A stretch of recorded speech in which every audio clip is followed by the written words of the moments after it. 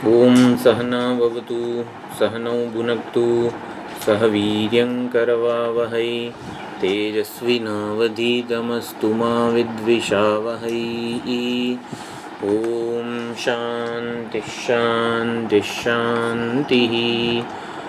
ओम आप्यायन्तु ममाङ्गानि वाक्प्राणश्चक्षुश्रोत्रमथो बलमिन्द्रियाणि च सर्वाणि सर्वं ब्रह्मोपनिषदं माहं ब्रह्म निराकुर्यां मा ब्रह्म निराकरोत्। अनिराकरणमस्त्वनिराकरणं मे अस्तु तदात्मनि निरतेय उपनिषत्सु धर्मास्ते मयि सन्तु। ओम शांति शांति शांतिः। हरिः ओम श्री गुरुभ्यो नमः। हरिः ओम। सदाशिवसमारम्भां शङ्कराचार्यमध्यमाम् अस्मदाचार्यपर्यन्तां वन्दे गुरुपरम्पराम्।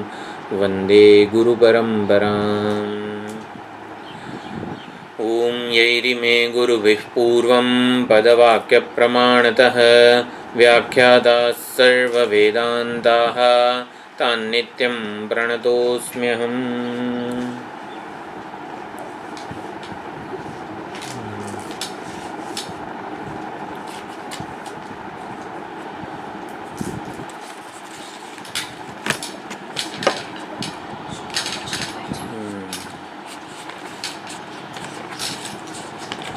छांदोग्य उपनिषदમાં સ્વપ્નાંતમ મે સૌમ્ય વિજાનીહિ મંત્રથી એટલે 8મા ખંડથી જીવ વિચાર ત્વંપદ વિવેચન શરૂ થાય છે. જે પ્રક્રિયાથી જગતનું સન્માત્રત્વ સમજ્યા એના કરતાં થોડી જુદી પ્રક્રિયા છે આ.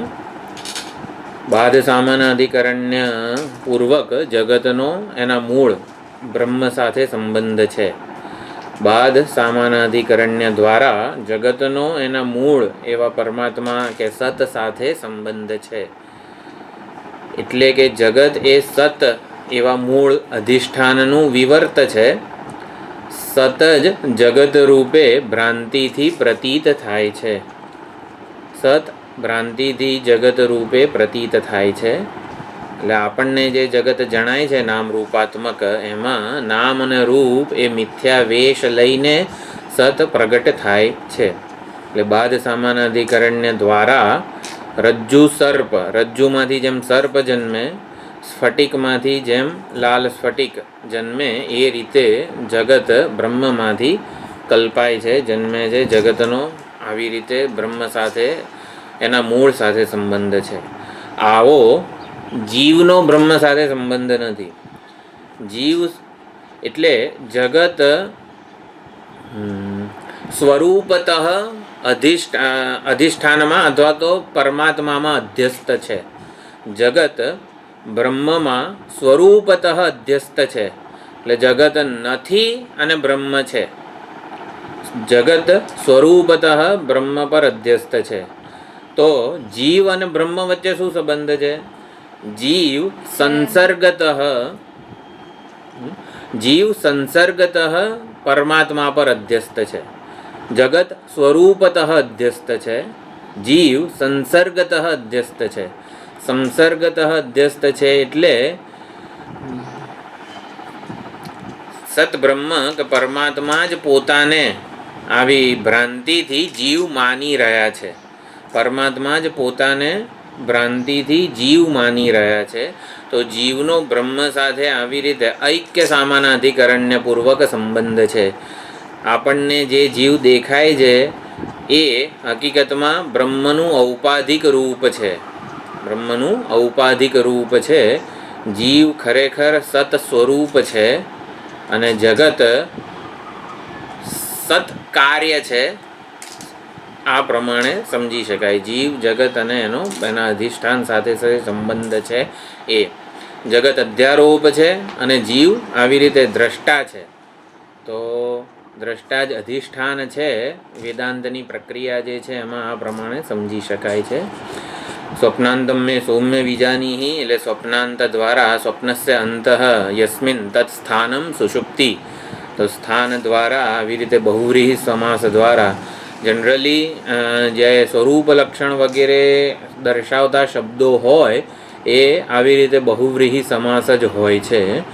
તો સ્વપ્નાંત દ્વારા આપણને સ્વપ્નાંત એટલે સ્વપ્નનું અવસાન જેમાં છે એવી સુષુપ્તિ અને સુષુપ્તિથી ઉપલક્ષિત પરાદેવતા કે પરમાત્માનું આપણને બોધ કરાવવામાં આવ્યો. સ્વપ્નાંત શબ્દ પોતે આવી રીતે નિરુક્તિ નિર્વચન દ્વારા પરાદેવતાનો પરમાત્માનો નિર્દેશ કરે છે. સ્વપીતિમાં સ્વપીતિ પણ સમાસ એટલે સ્વપીતિ અજ્ઞાની અવિવેકી માટે ક્રિયાપદ છે. ઊંઘે છે એમ કરીને ક્રિયાપદ છે અજ્ઞાની અવિવેકી માટે, પરંતુ સ્વપીતિ વિવેકી માટે નામ છે, સંજ્ઞા છે, સમાસાંત શબ્દ છે. તો સ્વપીતિમાં વળી શું સમાસ? સ્વપીતિ સમાસ છે. તો સ્વપીતિ સમાસનો વિગ્રહ કઈ રીતે થાય? કોઈ પ્રયત્ન કરશે? સ્વપીતિ જો સ્વપીતિ ચાલો બહુવ્રીહી સમાસ છે એવું પણ હું કહી દઉં. બહુવ્રીહી સમાસ એટલે પીતાંબરની જેમ પીતમ અંબરમ યસ્ય સહ એટલે પીત અંબર જેણે ધારણ કરેલા છે એને પીતાંબર શ્રી કૃષ્ણ કહેવાય. એવી રીતે સ્વપીતિ બહુવ્રીહી સમાસ છે. થોડો પ્રયત્ન કરીએ તો આપણનું આમ સ્વપીતિ સાથે પણ તાદાત્મ્ય થાય. ઊંઘી રહ્યો છે તે स्वप्न का अंत है जो सुषुप्ति अवस्था, वो स्वप्नांत बहुव्रीहि हुआ. अभी स्वपीति स्वपीति बहुव्रीहि शब्द है, पद है. स्वम अपीति यस्य सह. જો બહુવ્રીહિમાં પ્રથમા વિભક્તિ યસ્ય સહ કે ગમે તેમ સહ આવે છેલ્લે જાણે કે, તો સ્વપીતિ એ પ્રમાણે હરિહિ હરિહરય હરિના રૂપો જે પ્રમાણે થાય એ પ્રમાણે સ્વપીતિના પણ થઈ શકે છે. એટલે સ્વપીતિ નામ છે, પદ છે, સુબંત પદ છે. તો બહુવ્રીહી સમાસ પીતાંબરની જેમ કરવો હોય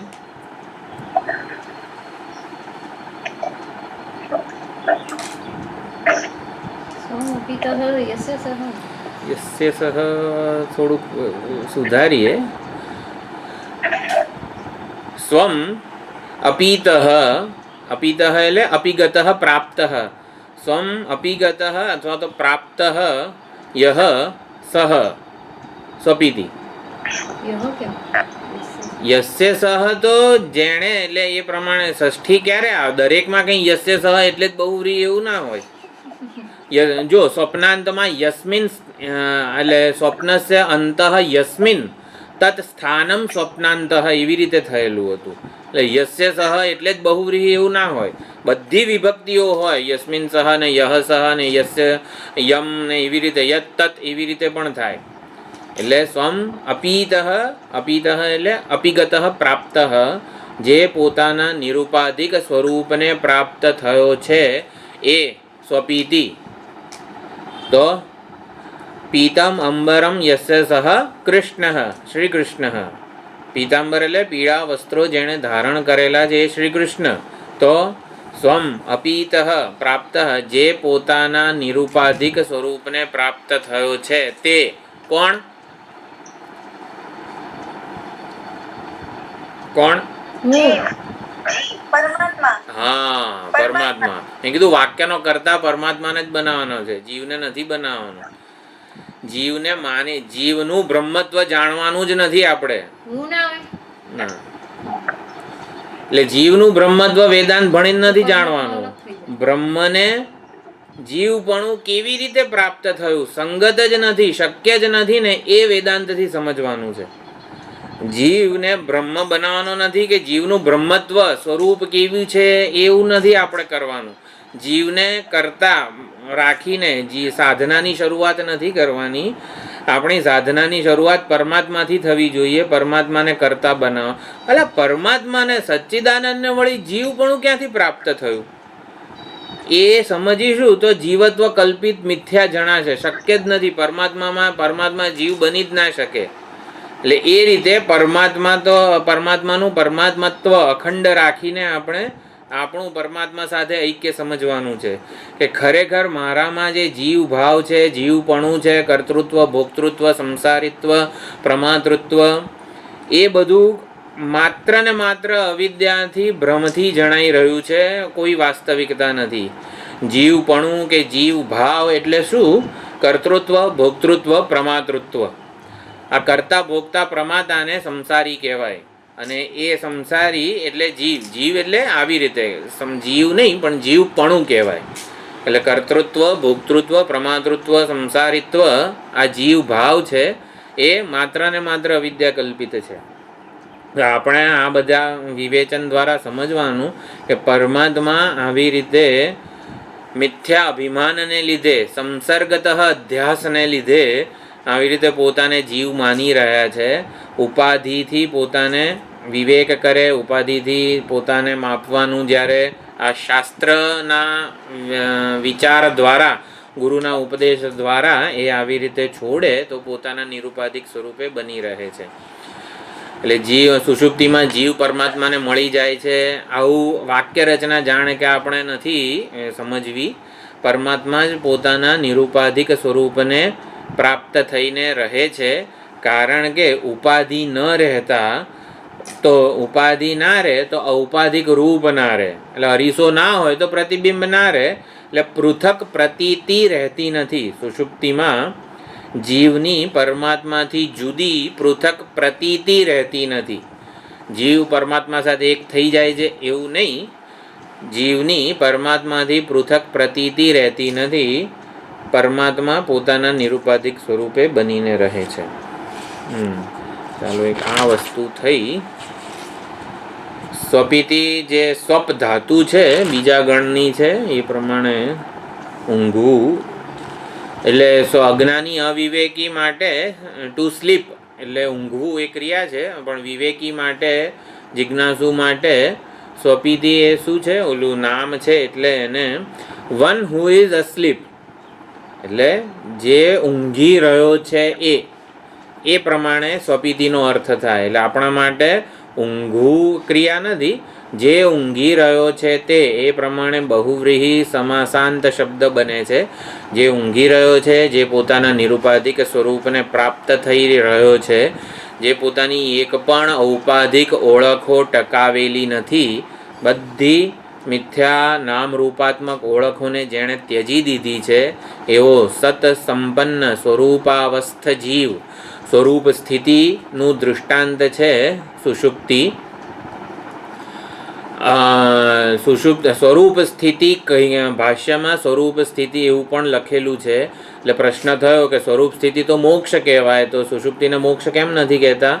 તો એમાં કે જાગ્રત શ્રમ નિમિત્ત ઉદ્ભવત્વાત વગેરે, જ્યારે આપણે સ્વસ્થ થઈ રહ્યા છીએ, પોતાના સ્વરૂપમાં જ આપણને બધા થાકથી, બધા દ્વૈતથી છુટકારો મળે છે, માટે આપણે સ્વસ્થ થઈ રહ્યા હોઈએ છીએ.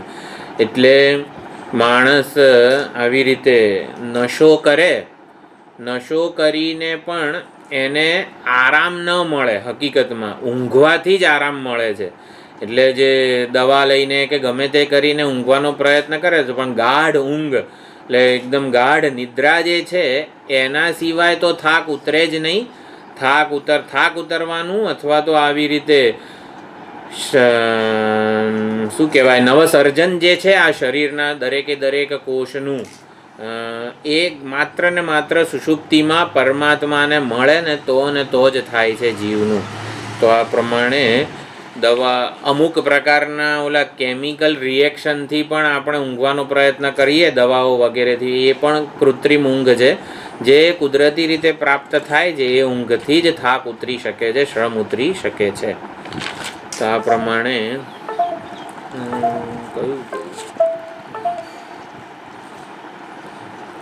એટલે જાગ્રત અને સ્વપ્ન એ જીવની બનાવટી અવસ્થા છે. આપણને શું લાગે છે? જાગ્રત સ્વપ્ન સાચી લાગે છે અને સુષુપ્તિ જાણે કે ટેમ્પરરી છે એવું લાગે છે. જાગ્રત અને સ્વપ્ન બનાવટી છે, સુષુપ્તિ સ્વાભાવિક સ્થિતિ છે આપણી. એટલે આવું ખાસ આમાં થાય છે એવું કે કયો વેશ છે અને કયો સ્વભાવ છે મૂળ એ આપણે જાણી શકતા નથી. જાગ્રત સ્વપ્ન સુષુપ્તિમાં અનેક રીતે વ્યવહાર થાય છે.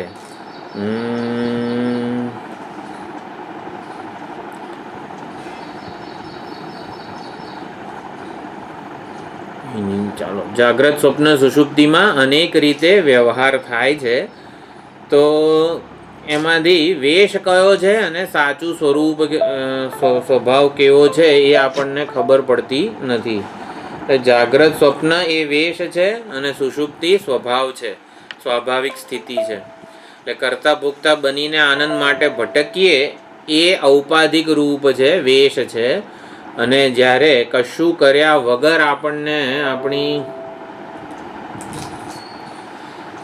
સ્વાભાવિક સ્થિતિ પ્રાપ્ત થાય, નિરાયા સ્થિતિ પ્રાપ્ત થાય, એ જ હકીકતમાં આનંદનું સાચું પ્રાપ્તિ છે. એટલે પ્રાણબંધનમ હિ સૌમ્ય મનઃ, એટલે મનઃ પ્રાણબંધનમ, મન પ્રાણરૂપી બંધનવાળું છે. શકુનીવાળું જે દૃષ્ટાંત હતું પક્ષીવાળું, એનાથી જે સ્થાયી ખિલ્લો આધાર જે છે એ પરમાત્મા છે આપણો, અને એ આવી રીતે સુષુપ્તિમાં પ્રાપ્ત થયેલા હોય છે. જાગ્રત સ્વપ્નમાં આનંદ ભોગતા ભોગ્યના દ્વૈત રૂપે કલ્પાય છે અને એનાથી છુટકારો મળે છે સુષુપ્તિમાં. એટલે કે આનંદ પોતાના નિરાયાસ સ્વાભાવિક સ્વરૂપે પ્રાપ્ત હોય છે. આટલું થયું.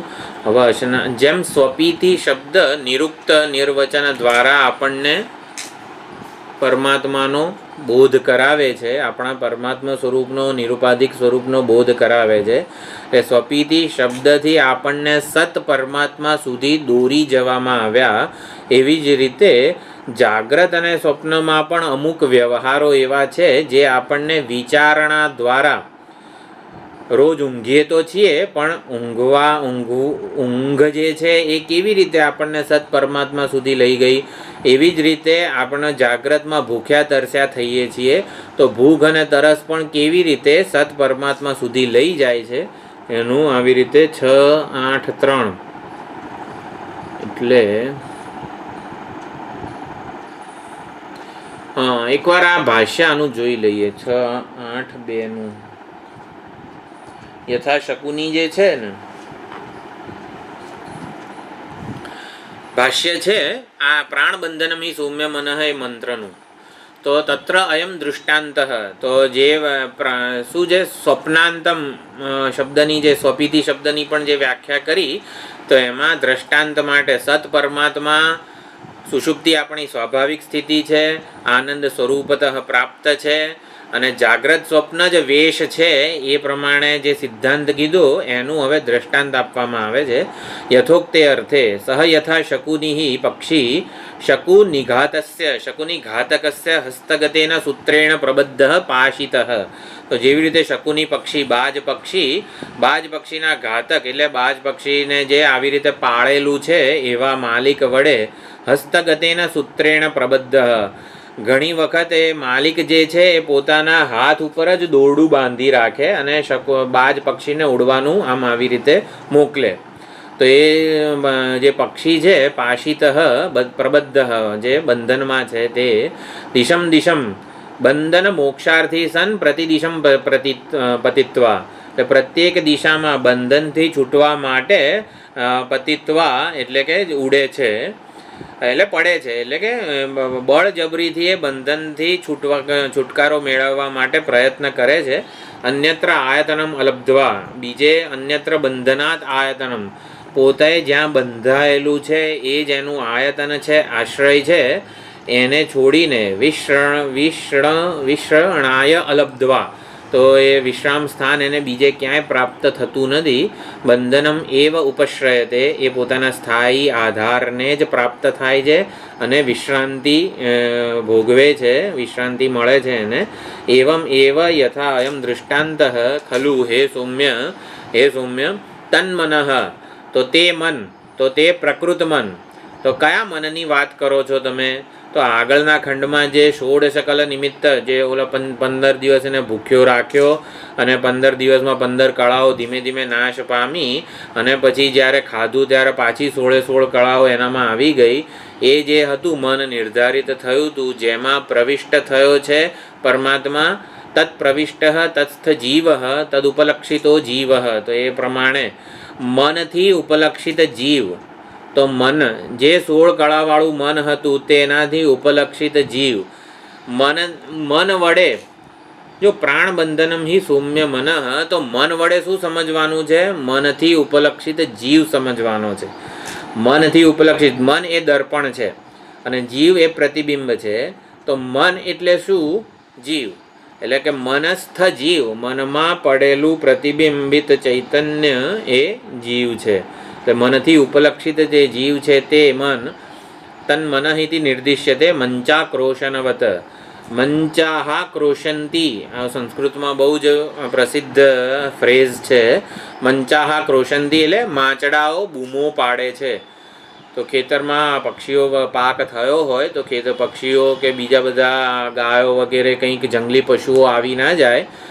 આ જ્યારે દ્રષ્ટાંત આવે છે તેમાં લખે છે મહાત્માઓ, નીલ ગાય જે આપણા આ સરદાર પટેલ રિંગ રોડ અમદાવાદના વિસ્તારમાં ઘણી જોવા મળે છે. એ નીલ ગાય એકવાર ખેતરમાં ઘૂસે ઝુંડ સાથે તો આખો પાક એ લોકો ખાઈ જાય.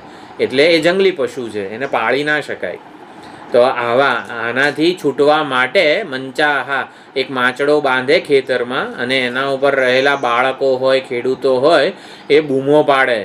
તો મંચાહા ક્રોશંતી, તો મંચ એટલે માચડાઓ બૂમો પાડે છે. તો એ પ્રમાણે તો માચડાઓ ક્યાંથી બૂમો પાડે? તો માચડાઓથી ઉપલક્ષિત જે બાળકો અથવા તો ખેડૂતો છે એ બૂમો પાડી રહ્યા છે. તો એવી રીતે મનથી ઉપલક્ષિત જીવ એવું સમજવાનું છે. જો સુંદર ભાષ્યકારે દ્રષ્ટાંત આપ્યું મંચાક્રોશનવત. તો સહ મનાખ્ય, મન આખ્ય ઉપાધિ હિ જીવ. મન નામની ઉપાધિ જેની છે તે જીવ. મનરૂપી ઉપાધિને લીધે જે જણાય છે. જો આજ કહી દીધું કે જીવ સાચો નથી. સાચો નથી એટલે જીવપણું સાચું નથી. મન ઉપાધિને લીધે પરમાત્માનું જે રૂપ પ્રતીત થાય છે. મનાખ્ય ઉપાધિ જીવ. તો મન રૂપી ઉપાધિને લીધે જે જણાય છે. એટલે જીવ કેવો થયો? ઔપાધિક થયો.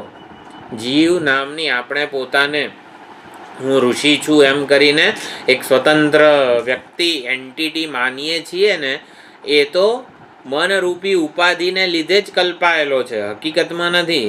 તમે જીવને શોધવા જાઓ, જીવ નામની હસ્તીને શોધવા જાઓ તો શું મળે?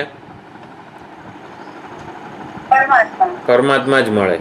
એટલે જીવ નામની કોઈ હસ્તી નથી સાચી, એ તો ઔપાધિક રૂપ છે. તો ઔપાધિક રૂપે જે જણાય છે ને એ હકીકતમાં સાચો છે. તો કેવું સુંદર ભાષ્ય છે. તન મન મંચા મનાખ્ય જીવ.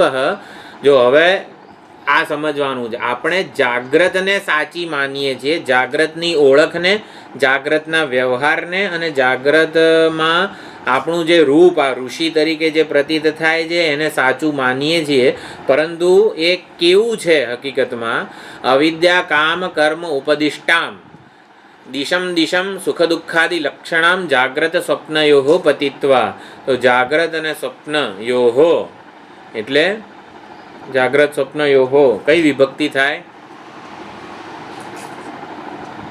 પંચમી દ્વિવચન. હા,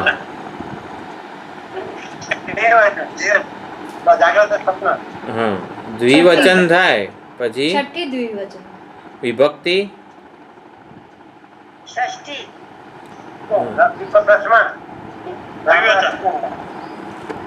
હા, ષષ્ઠી દ્વિવચન. પછી બીજું કઈ થાય? સપ્તમી દ્વિવચન પણ થાય. હા, તો કઈ આવશે? छठी. नहीं, सप्तमी द्विवचन होगा. हाँ, सप्तमी द्विवचन है. जो जागृत અને સ્વપ્નમાં જીવ અવિદ્યા કામ કર્મથી ઉપલક્ષિત આ બધી સુખાદુઃખ દુઃખાદી લક્ષણ દિશાઓને પ્રાપ્ત થાય છે.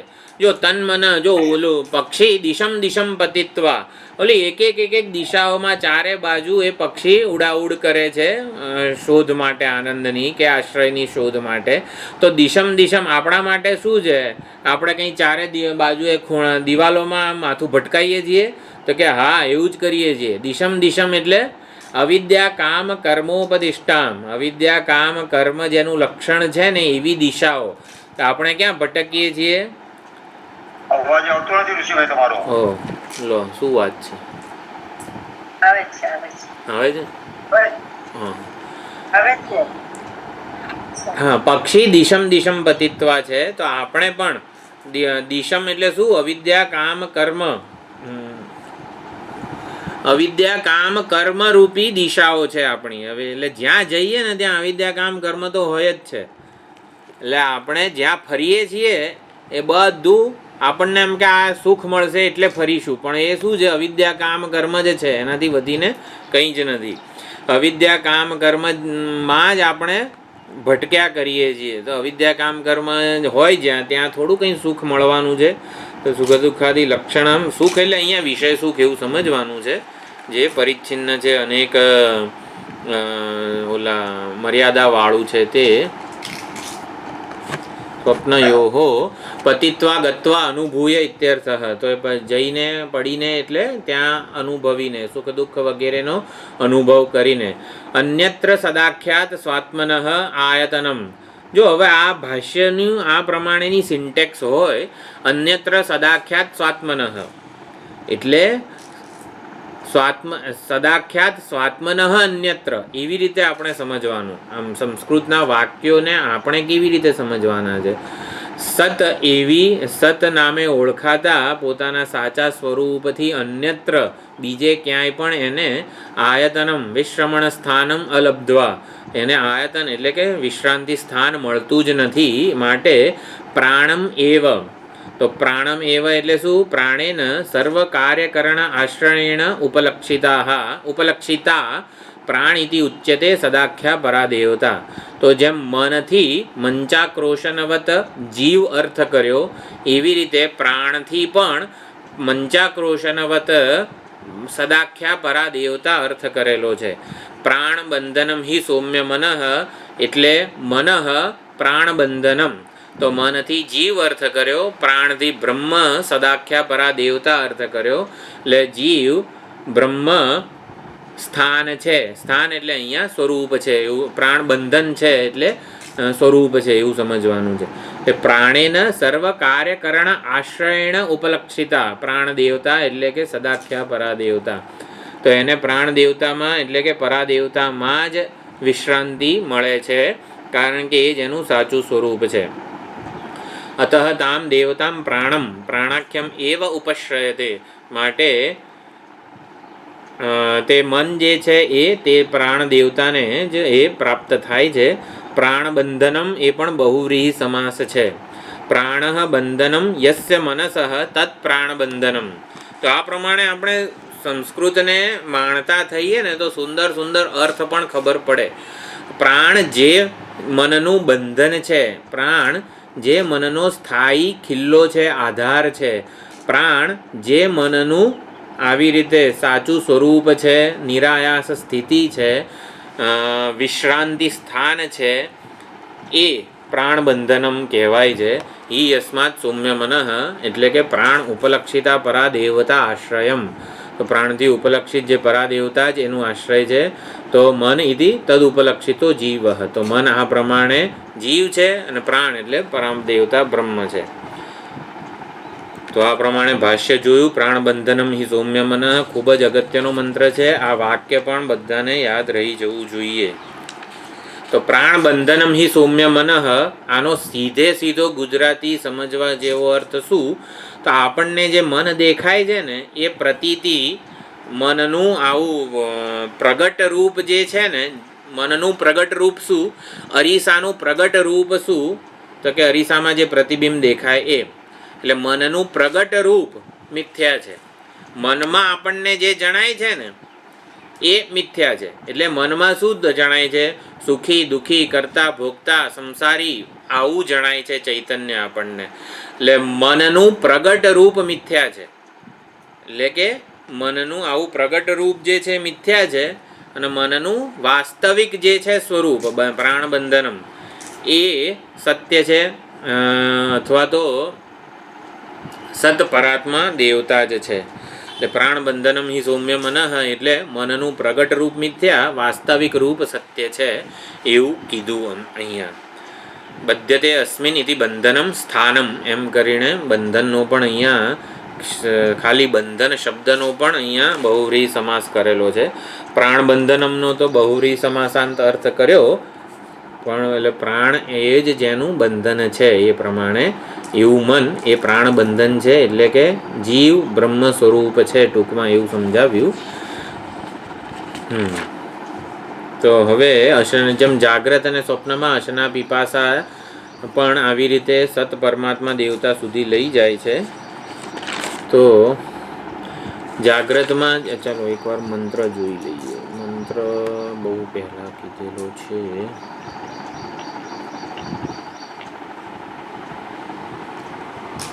અશના અને પીપાસા એવા બે શબ્દો જે છે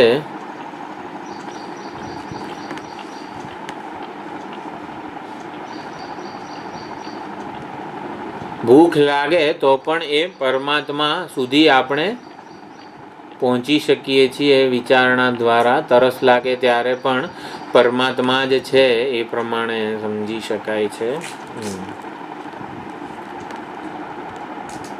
તો 8મા ખંડનો 3જો મંત્ર.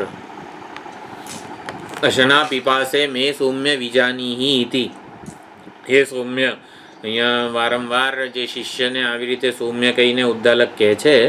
હે ઉદ્દાલક, અરે હે સૌમ્ય, અશના પીપાસાને તું મારી પાસેથી જાણી લે. યત્ર એતત પુરુષ અશિશિષતિ નામ. જ્યારે આ પુરુષ અશિશિષતિ એટલે કે ખાવાની ઈચ્છાવાળો, અશિતુમ ઈચ્છતિ ઇતિ અશિશિષતિ, તો જ્યારે ભૂખ લાગે ત્યારે આપણું નામ અશિશિષતિ. એટલે જ્યારે હમણાં 12-1 વાગે ભૂખ લાગે ત્યારે કહેવાનું ઘરમાં, મારું નામ અશિશિષતિ છે, એટલે હું ભૂખ્યો થયો છું એમ. એટલે અશિશિષતિ એટલે ખાવાની ઈચ્છાવાળો એવી રીતે નામ પડે છે. યત્ર એતત પુરુષ, જ્યારે પુરુષનું આ નામ થાય છે. આપહ એવ તદ અશિતમ નયંતે. તો આપહ એટલે અપશબ્દ, પ્રથમા બહુવચનાંત સ્ત્રીલિંગ શબ્દ. આપ એટલે જળ. તો જળ જ એ ખાધેલું જે અન્ન હતું સવારે એને લઈ જાય છે. તદ્યથા ગોનાય અશ્વનાય પુરુષનાય ઇતિ. તો જેવી રીતે ગાયને લઈ જનારો ગોનાય કહેવાય, અશ્વને લઈ જનારો અશ્વનાય કહેવાય. અશ્વમ નયતિ ઇતિ અશ્વનાય. તો ગોનાયની શું થશે વિચ્છેદ?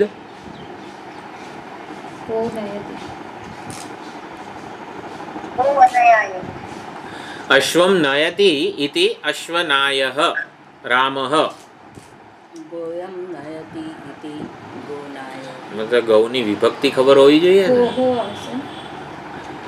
એટલે જ મેં અશ્વની હું જાતે બોલ્યો અને ગાયનું તમને વિચારવાનું કીધું. આવું થોડું ચાલે.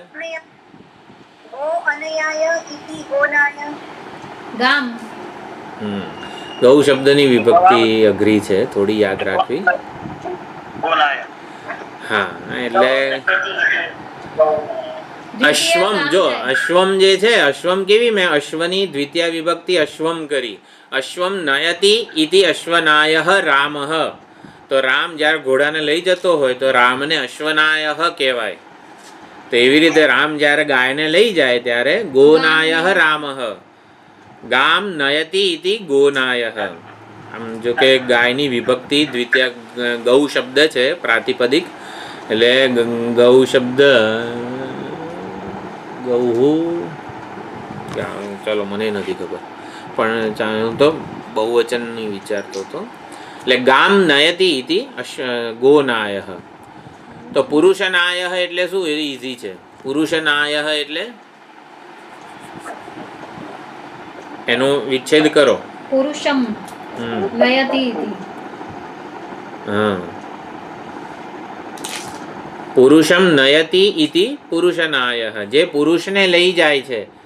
આમ માતા આપણને આવી રીતે બાળક હોય કેવું આંગળી પકડીને આમ લઈ જાય, તો એવી રીતે પુરુષનાય એટલે પુરુષમ નયતિ ઇતિ પુરુષનાય.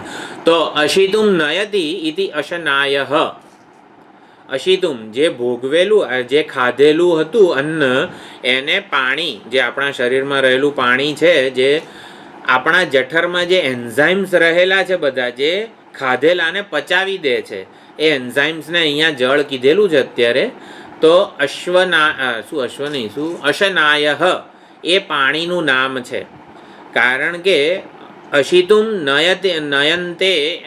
નયતિ ઇતિ અશ્વનાય.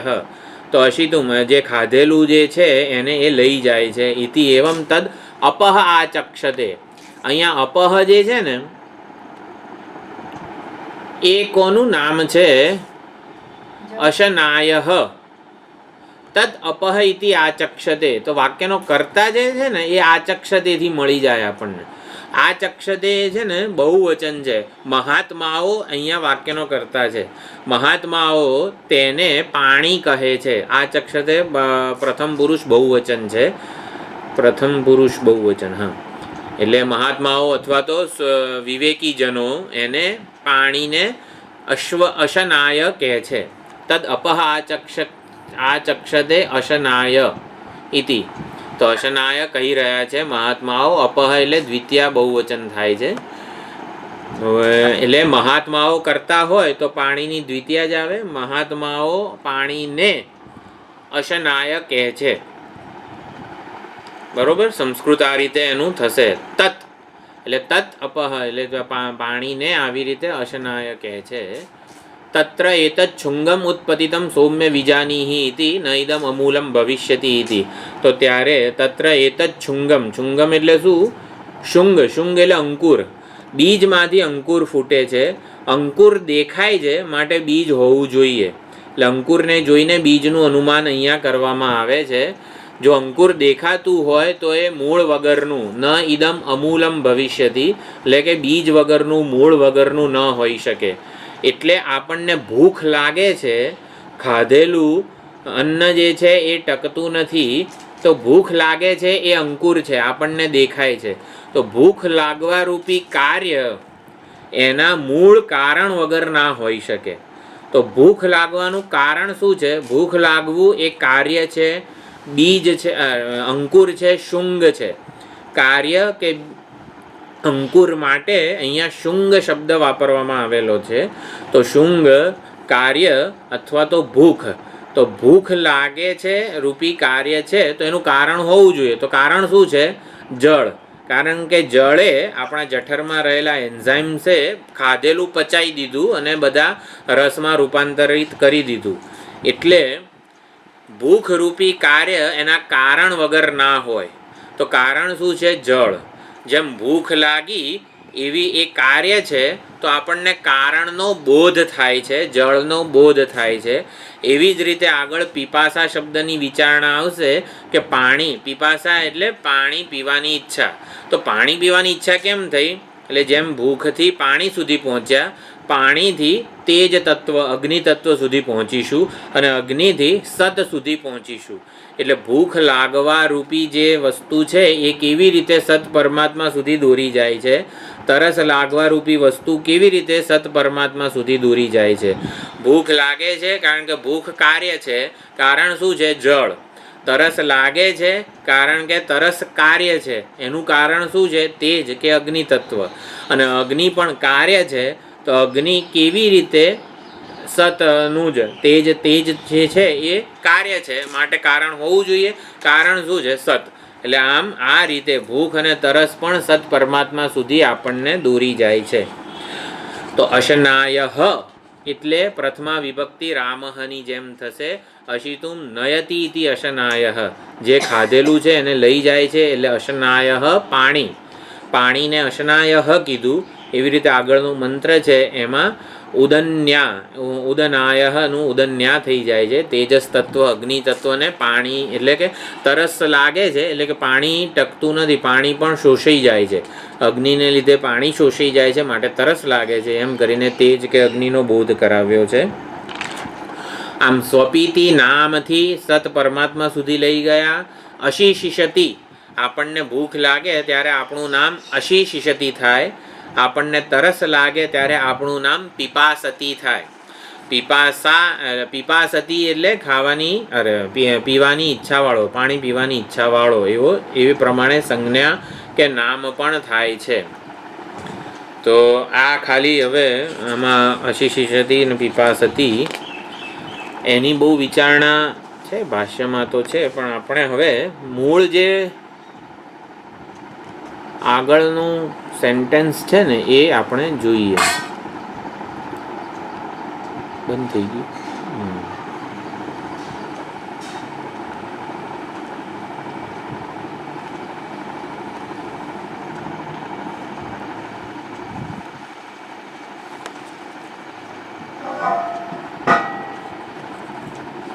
Recording in progress.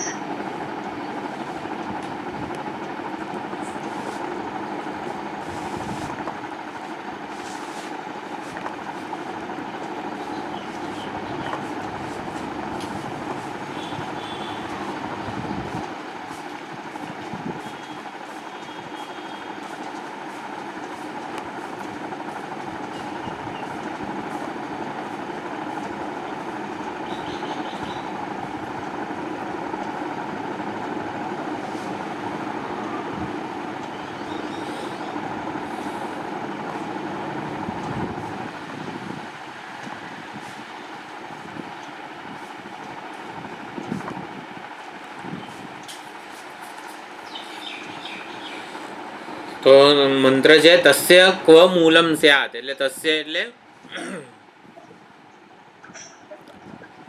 આગળ શું છે તસ્યનું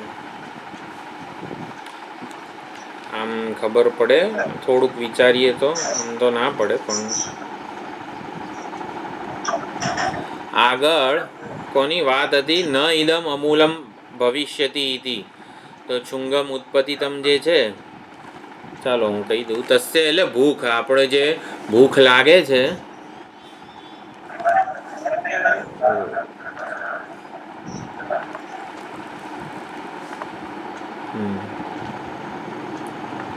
તો તસ્યનો શું અર્થ કર્યો?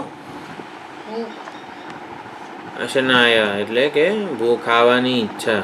તો તસ્ય ક્વ મૂલમ સ્યાત અન્યત્ર અન્નાત, એટલે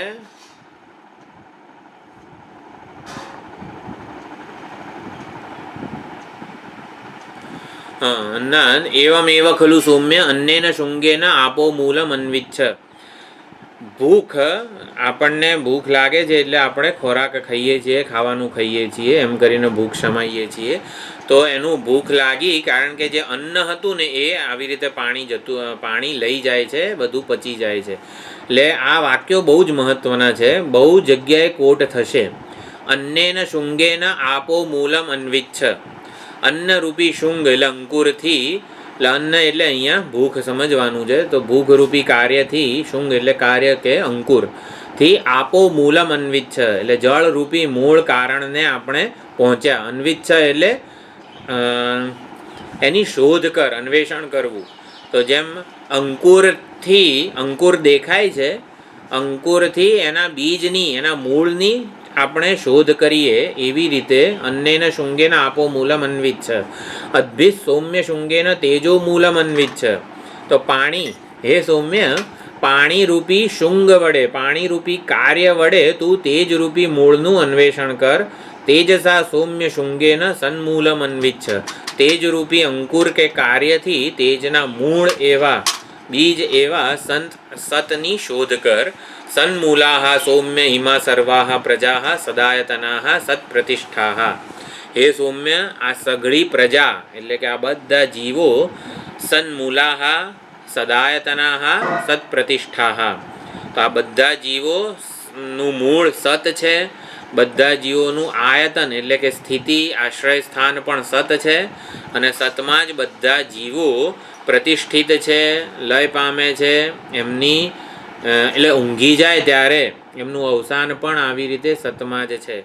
સુષુપ્તિમાં, પ્રલયમાં અને મરણ કાળે, સુષુપ્તિ, મરણ અને પ્રલયમાં ત્રણેય કાળે આ જીવો સત સ્વરૂપે સત સાથે પરમાત્મા સાથે એક થઈને જ રહે છે.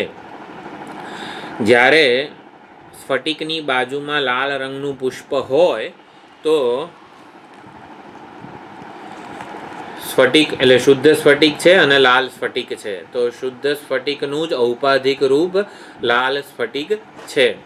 જ્યારે લાલ પુષ્પરૂપી ઉપાધિ ઊંઘી જાય ત્યારે લાલ સ્ફટિક ક્યાં જતો રહે?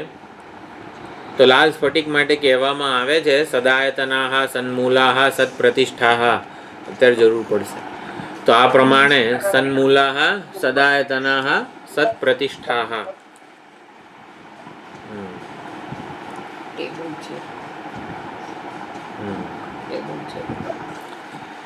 તો આપણે હંમેશા યાદ રાખવાનું છે આ વાક્ય. આ વાક્ય યાદ રહે ને એટલે થોડી એક્સરસાઇઝ કરીએ અત્યારે. સન્મૂલાહ સૌમ્ય ઇમાહ સર્વાહ પ્રજાહ સદાયતનાહ સત્પ્રતિષ્ઠાહ.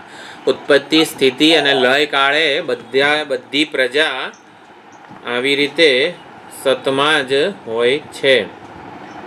સત સ્વરૂપે જ હોય છે, સતથી જ હોય છે. થી પણ તો સન્મૂલાહ એટલે એમનું મૂળ બીજ ઉત્પત્તિ જન્મ સતથી છે.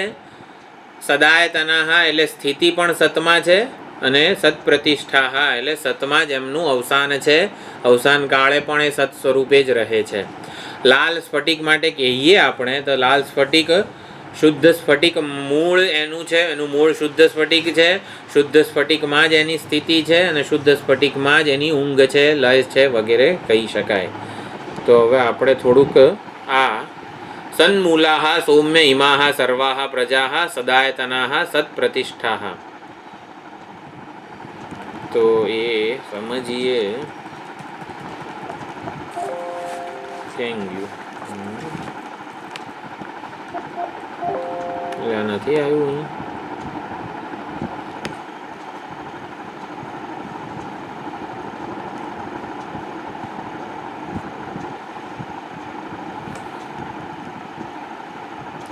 આ મેં મોકલેલું છે પહેલા.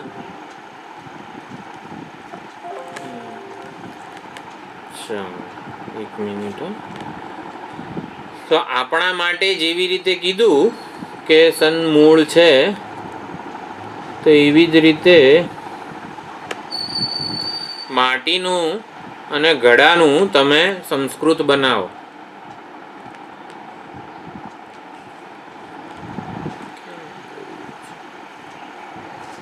ઘટઃ મૃન્મયઃ અસ્તિ. સન્મૂલાહ સૌમ્ય ઇમાહ સર્વાહ પ્રજાહ સદાયતનાહ સત્પ્રતિષ્ઠાહ. હા,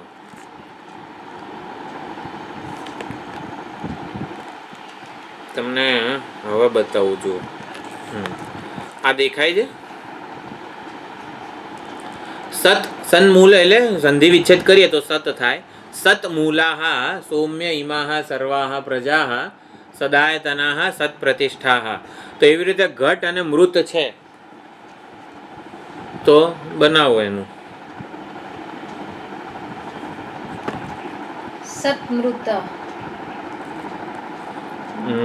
અનમ્યુટ કરીને દેખાય તો છે ને બધાને? મૃતમૂલા મૃતમૂલા હા. મૃતમૂલાઃ સૌમ્ય ઇમાઃ સર્વાઃ સન્મૃતઃ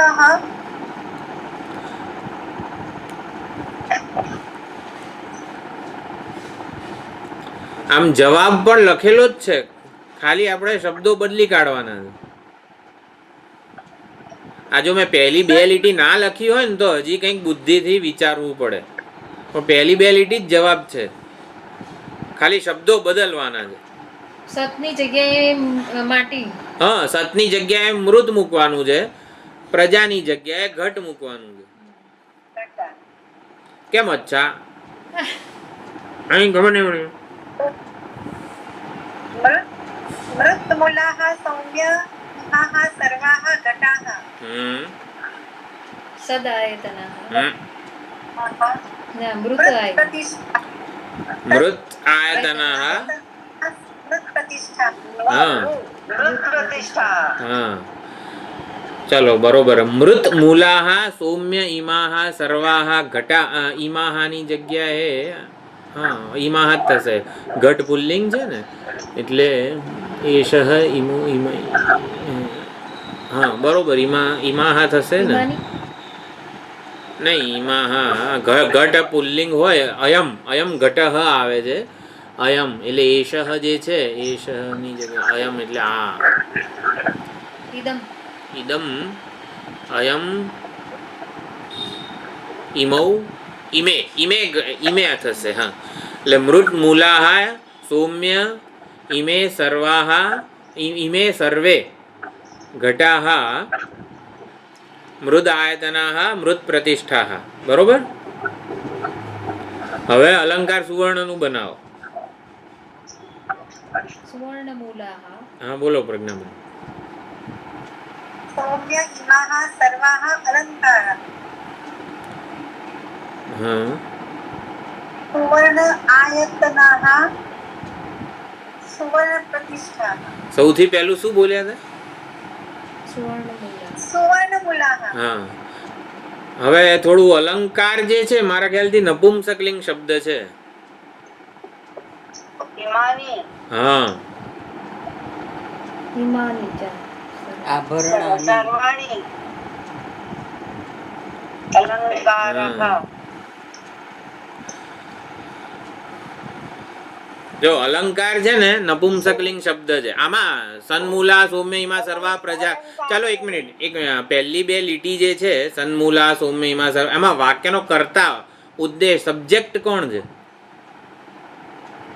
ઈમાહા હા એમાં હા વિશેષણ છે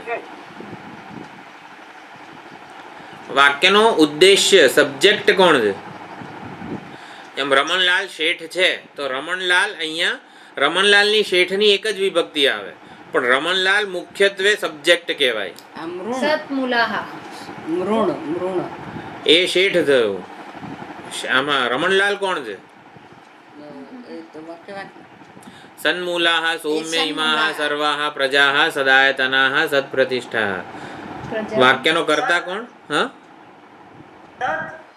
નહીં નહીં ઉદ્દેશ્ય કોણ છે સબ્જેક્ટ અને પ્રેડિકેટ તો સબ્જેક્ટ કોણ છે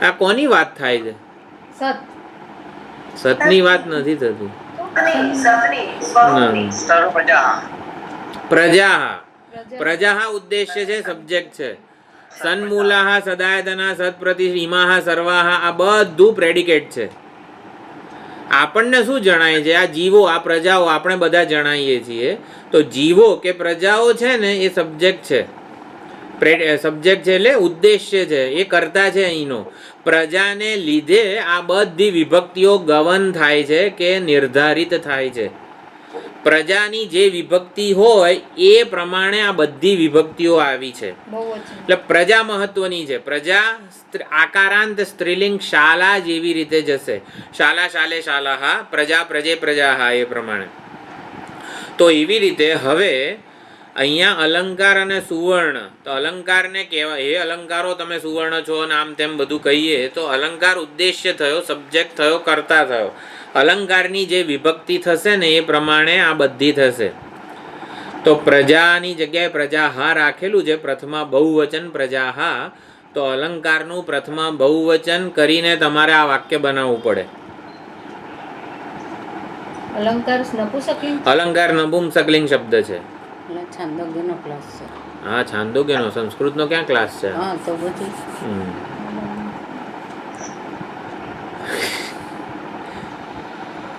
નહીં તો આવી રીતે જ ભણાય એમ એવી રીતે હું સમજાવું છું વનમ પ્રમાણે કરવું હા વનમ વને વનાની વનાની અલંકારાણી હા બરોબર છે સપોઝ અલંકાર આભરણાની આ કેમ કઈ બોલતા નહીં અલંકારાણી એટલે તો વાક્ય બનાવો મારે બનાવવાનું છે સુવર્ણમૂલાહ હા. સૌમ્ય ઈમાની તો પછી મૂલાહા સર્વાહા. કેમ આવે? જો પ્રજાહા સન્મૂલાહાને ગવન કરે છે.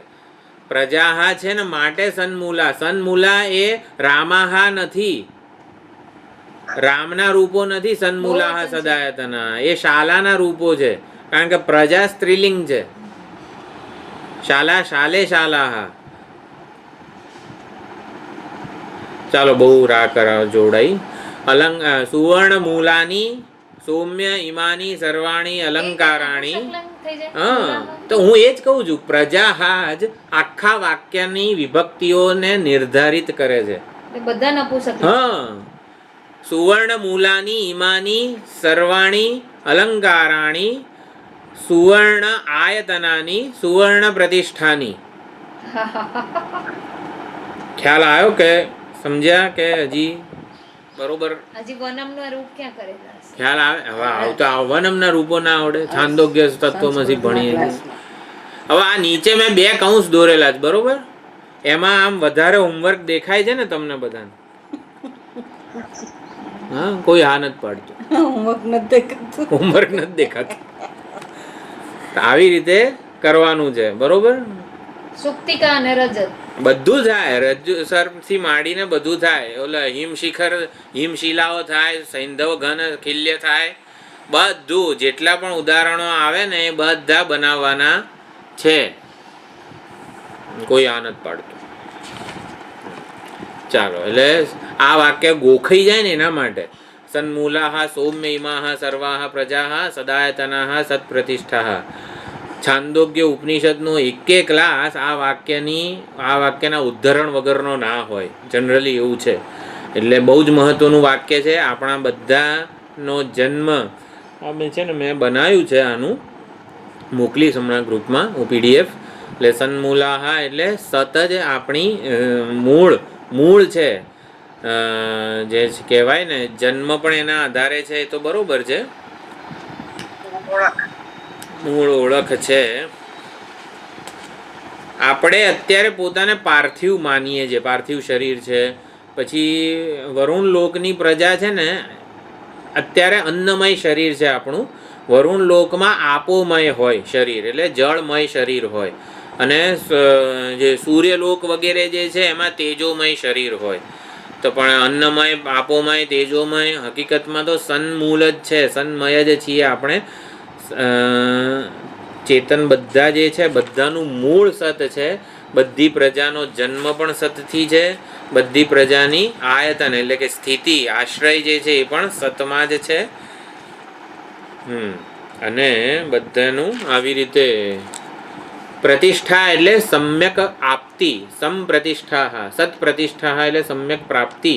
સતમાં જ બધા નામરૂપનું અવસાન છે, એટલે નિર્વિશેષ જ બાકી રહે છે. એટલે સારી રીતે પ્રાપ્ત થાય છે. સારી રીતે પ્રાપ્ત. સુષુપ્તિને સંપ્રતિષ્ઠા કહેવાય. એટલે કે સુષુપ્તિથી જે સતપરા દેવતા છે એ લક્ષિત થાય છે. સારી રીતે કઈ વસ્તુ પ્રાપ્ત થાય? જેમાં કશી મહેનત ના. જો મહેનત કરીને જે મળે ને એ તો જતું જ રહેવાનું છે. એને કંઈ સારી રીતે પ્રાપ્ત થયેલું ના કહેવાય. સારી રીતે પ્રાપ્ત થયેલું કોને કહેવાય? જેની પ્રાપ્તિ માટે કોઈ પ્રયત્ન ના કરવો પડે. જે નિરાયાસ પ્રાપ્ત થતું હોય ને, કશું કર્યા વગર, કોઈ મહેનત વગર મફત જ મળતું હોય ને, એને સારી રીતે પ્રાપ્ત થયું કહેવાય. તો મફત શું મળે છે આપણને? ઊંઘ મળે છે. ઊંઘવા માટે કશું કરવું પડતું નથી. ઊંઘ લાવવા માટે ભલે ગમે તે જેને ઊંઘ ના આવતી હોય એને બહુ કરવું પડે, પણ ઊંઘવા એટલે ઊંઘ એ નિરાયાસ સ્થિતિ છે. એટલે બધા જ પ્રયત્નો જે છે એ છૂટી જાય છે. તો સન્મૂલાહા સૌમ્યમાં સર્વા પ્રજા બધું આપણે 10-10 વાર લખવાનું, એટલે યાદ રહી જાય. એટલે આ પ્રમાણે વાક્યો બનાવજો. આ વાક્ય સાથે આપણું તાદાત્મ્ય થવું જોઈએ. સ્વપીતિ સાથે આપણું તાદાત્મ્ય થવું જોઈએ. એ જ આપણી ખરી ઓળખ છે. સ્વપીતિ વિશે 1000 વાક્યો લખી શકવા જોઈએ આપણે. હમણાં આપણા ઋષિ વિશે તો આખો મોટો નિબંધ લખી શકીએ છીએ આપણે. કેમ? કારણ કે એણે આટલા કર્મો કર્યા, આટલી એની સિદ્ધિઓ છે, આટલું એને આવડે છે, આટલું એને નથી આવડતું. ઉપાધિના જે ધર્મો જે છે ઓળખો, એના માટે કેટલું બધું જ્ઞાન છે આપણને. તો આપણા સ્વાભાવિક સ્થિતિ છે સ્વપીતિ વિશે પણ આપણે આવી રીતે વેદાંતનું જે કંઈ વિચારભાતું પ્રાપ્ત થયું હોય એ પ્રમાણે આપણે સંસ્કૃતમાં લખવાની વાત નથી. સંસ્કૃત તો આપણે પ્રેક્ટિસ માટે કરીએ છીએ, પણ ગુજરાતીમાં પણ આપણે સ્વપીતિ સાથે આપણું તાદાત્મ્ય થવું જોઈએ. તો 5મો મંત્ર છે, જેવી રીતે ભૂખ લાગી એવી રીતે તરસ લાગે છે, એ પણ કેવી રીતે સત સુધી લઈ જાય છે. તો તરસ ક્યારે લાગે? જ્યારે તેજ કે અગ્નિ તત્વ છે ને એ પાણીને શોષી લે. એટલે ઉદક નાય, પાણી એટલે ઉદકને લઈ જાય છે, માટે તેજને ઉદક નાય. તો ઉદક નાય આમ તો થાય, પરંતુ અહીંયા મંત્રમાં ઉદન્યા એવું કીધેલું છે. ઉદનાય એવું નિરુક્ત પ્રમાણે થાય, પરંતુ મંત્રમાં ઉદન્યા એવું લખેલું છે, છાંદસ પ્રયોગ છે. તો એવી રીતે ઉદન્યા એટલે શું? તેજ તત્વ. અને એટલે ઉદન્યા એટલે આમ તો પાણી પીવાની ઈચ્છા, પીપાસાને ઉદન્યા કહેવાય. તો પાણી પીવાની ઈચ્છા ક્યારે થાય? જ્યારે પાણી શોષાઈ જાય, પાણીને કોઈક લઈ ગયું હોય ને ત્યારે પાણી પીવાની ઈચ્છા થાય. એટલે પીપાસા કે પાણી પીવાની ઈચ્છાવાળો જે છે એ ઉદન્યા છે, એ તેજ છે, એ અગ્નિ તત્વ છે. અને અગ્નિ પોતે આવી રીતે સત એનું મૂળ છે, સતમાં એની પ્રતિષ્ઠા છે, સતમાં જ એનો આશ્રય છે. એમ કરીને તેજ કે અગ્નિ પણ આવી રીતે સત સુધી આપણને લઈ જાય છે. એક આ મંત્ર સરસ હતો. પછી 6ઠ્ઠો મંત્ર છે, આવી રીતે તસ્ય ક્વ મૂલમ સ્યાત અન્યત્ર અદ્ભ્યઃ. તો આવી રીતે જ્યારે તરસ લાગે ત્યારે પણ આપણને સત પરમાત્માનો બોધ મળે છે.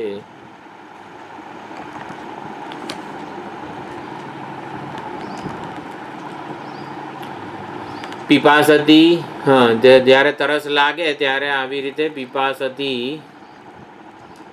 નામ. તો પીપાસતી એટલે શું? જ્યારે તરસ લાગે છે તો પાણી પીવાની ઈચ્છા અને પીપાસા કહેવાય. અને પાણી પીવાની ઈચ્છા જ્યારે જન્મે ત્યારે પીપાસતી આપણું નામ કહેવાય. તો પીપાસતી કોનું નામ છે? તેજ એવ તત્ પીતમ નયતે. તેજ જ આપણે પીધેલું પાણી છે એને લઈ જાય છે. તો જેવી રીતે ગોનાય, અશ્વનાય, પુરુષનાય, ગામ નયતિ ઇતિ ગોનાય, અશ્વમ નયતિ ઇતિ અશ્વનાય, પુરુષમ નયતિ ઇતિ પુરુષનાય. એવી રીતે તેજને કહેવાય પીતમ નયતે ઇતિ ઉદન્યા. એટલે ઉદકમ નયતિ ઇતિ ઉદનાય. પણ ઉદનાયની જગ્યાએ ઉદન્યા. તત્ તેજ આચષ્ટે ઉદન્યા ઇતિ. તો તે મહાત્માઓ વિવેકીઓ તેજને ઉદન્યા કહે છે. તત્ર એતદેવમ શુંગમ ઉત્પતિતમ. જો પાણી પીવાની તરસ લાગે છે એ કાર્ય છે, એનું મૂળ હોવું જોઈએ. તો તરસનું મૂળ શું છે? તેજ. એટલે માટે અમૂલમ ન ભવિષ્યતિ. આપણને તરસ લાગે છે એ કાર્ય છે, માટે એનું મૂળ છે તેજ તત્વ. તો એવી રીતે કે આની આગળ નથી. તો આ પ્રમાણે નૈદમ અમૂલમ ભવિષ્યતિ ઇતિ અહીંયા પૂરું થઈ ગયું છે.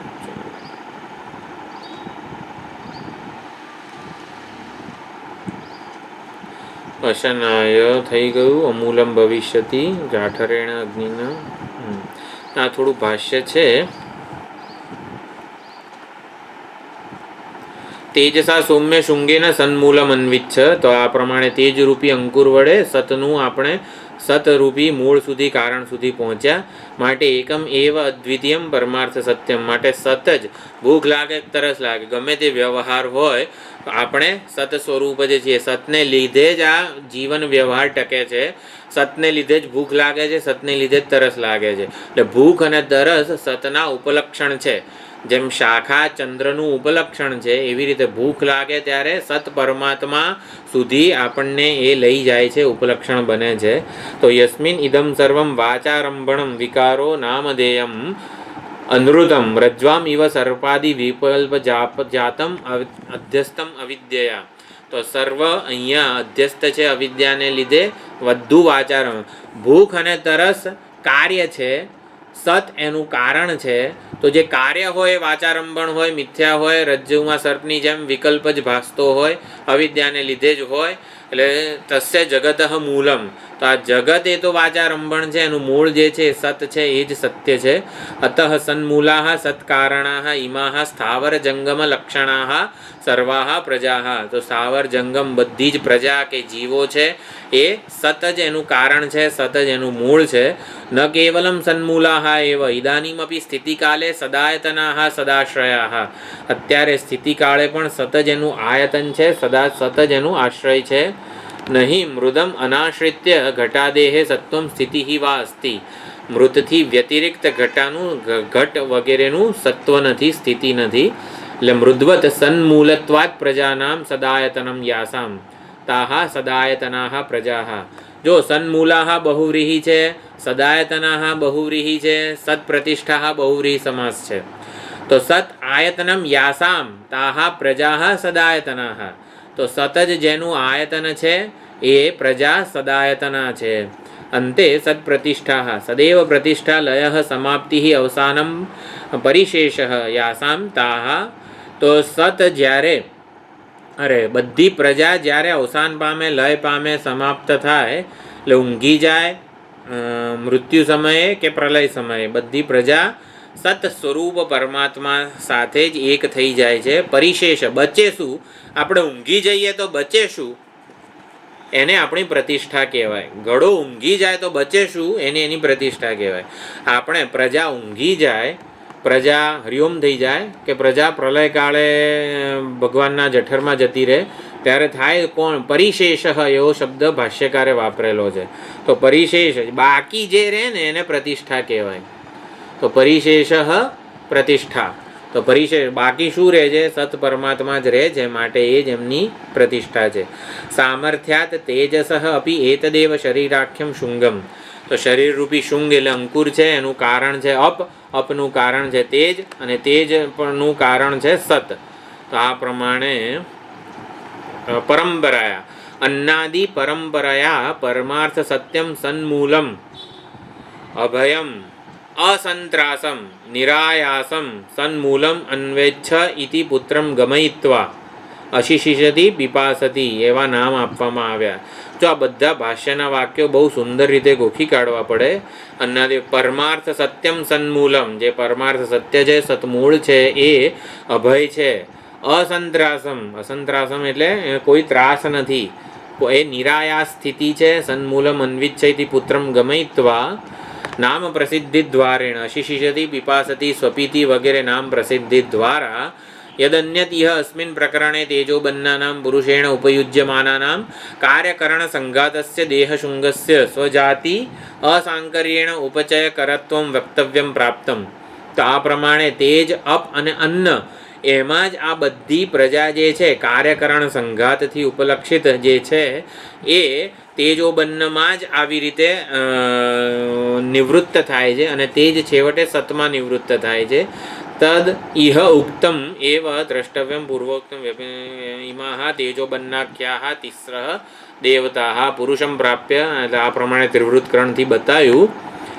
અને પછી અનિષ્ઠા ધાતવ, આ તો ભાષ્ય છે લાંબુ. તન મનઃ ભવતી યસ્ય વાન, હા અહીંયા એક ખાલી તદાહ અસ્ય હે સૌમ્ય પુરુષસ્ય પ્રયતઃ, તો જ્યારે પ્રયાણ કરવાનો હોય પ્રયાણ કાળે મ્રિયમાણસ્ય, જે મરી રહ્યો છે અથવા તો આવી રીતે જે પ્રયાણ કરી રહ્યો છે એનું પુરુષનું વાંગ મનસી સંપદ્યતે, આમાં પણ બ્રહ્મસૂત્રમાં ઘણી ચર્ચા છે. વાંગ મનસી સંપદ્યતે, ત્યારે વાણી મનમાં નિવૃત્ત થાય છે. તો વાણીનું ઉપાદાન કંઈ મન નથી, વાણીનું ઉપાદાન તો આવી રીતે જે સૂક્ષ્મ મહાભૂત છે એ છે.